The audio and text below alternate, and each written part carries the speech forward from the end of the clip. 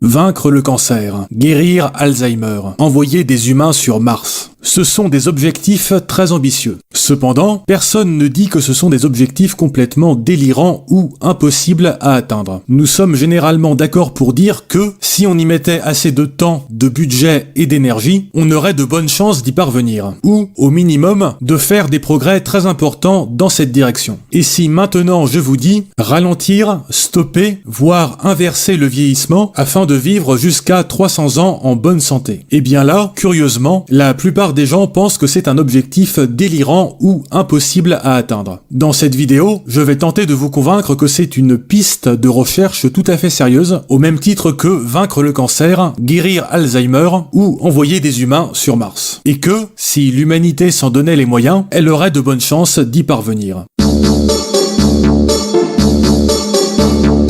Jusqu'à présent, les progrès de l'hygiène et de la médecine ont permis d'allonger considérablement l'espérance de vie. Cependant, il semble y avoir une sorte de plafond de verre à 130 ans qu'il semble très difficile de dépasser. C'est comme si nos gènes n'étaient pas prévus pour que nous puissions vivre plus de 130 ans. Pourtant, il existe dans la nature des formes de vie qui sont beaucoup moins sujettes au vieillissement. On peut citer cette méduse dont les cellules peuvent se renouveler indéfiniment, ou certains arbres qui ne sont pas sujets à la sénescence. Et un exemple frappant, ce sont ces deux caméléons, pourtant très similaires, dont l'un vit seulement 4 ou 5 mois et l'autre une dizaine d'années. Dans les gènes du second caméléon, il y a donc des caractéristiques qui lui permettent de vivre beaucoup plus longtemps que le premier. Mais peut-on modifier nos gènes, ou du moins la manière dont ils s'expriment? Eh bien oui, c'est le principe des thérapies géniques qui sont déjà utilisées pour guérir de nombreuses maladies génétiques. Et avec la technique CRISPR-Cas9, il est devenu très facile de modifier l'ADN.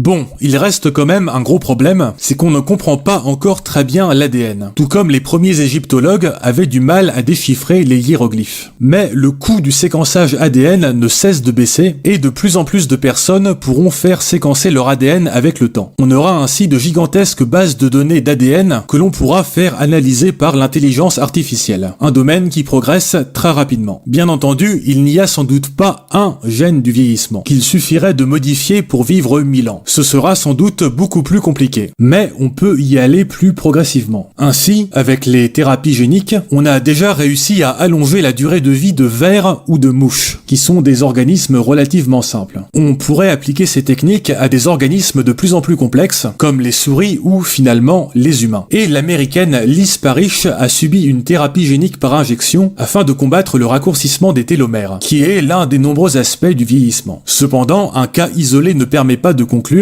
et il faudrait faire des études en double aveugle sur un grand nombre de participants. Et de nombreuses personnes seraient prêtes à se porter volontaires pour cela, notamment parmi les personnes âgées. Mais se porter volontaire pour de telles études n'est hélas pas encore autorisé par la loi. Développer des thérapies géniques pour vivre beaucoup plus longtemps, c'est donc une piste de recherche tout à fait sérieuse. On sait déjà le faire sur des organismes simples, et les thérapies géniques permettent déjà de vaincre de nombreuses maladies. Et nous ne sommes encore qu'à la préhistoire de la compréhension de l'ADN, qui reste un continent à explorer. Bien entendu, c'est un objectif extrêmement ambitieux, mais il n'a rien de délirant ou d'impossible. Dans les années 60, les Américains voulaient aller sur la Lune, pour devancer l'URSS. Ils y ont mis les moyens, et ils y sont parvenus. Et si l'humanité considérait que la lutte contre le vieillissement était un objectif important, ce qui n'est malheureusement pas le cas aujourd'hui, alors elle ferait sans doute des progrès très importants dans cette direction. Mais aujourd'hui, le budget consacré à la recherche dans ce domaine est dérisoire, car la plupart des humains ne considèrent pas cela comme un enjeu important. Avant de mener une guerre scientifique contre le vieillissement, il faudra donc mener une guerre philosophique. Cette vidéo a été réalisée avec l'aide de Didier Kernel, qui se passionne pour ces questions de longévité depuis plus de 10 ans. Si le sujet vous intéresse, vous pouvez lire ses livres ainsi que sa chronique mensuelle La mort de la mort, publiée sur le site de l'Association française transhumaniste. Merci d'avoir regardé cette vidéo, n'hésitez pas à liker, partager et à vous abonner en mettant la cloche, et pour en savoir plus, cliquez sur le lien dans la description. À la prochaine.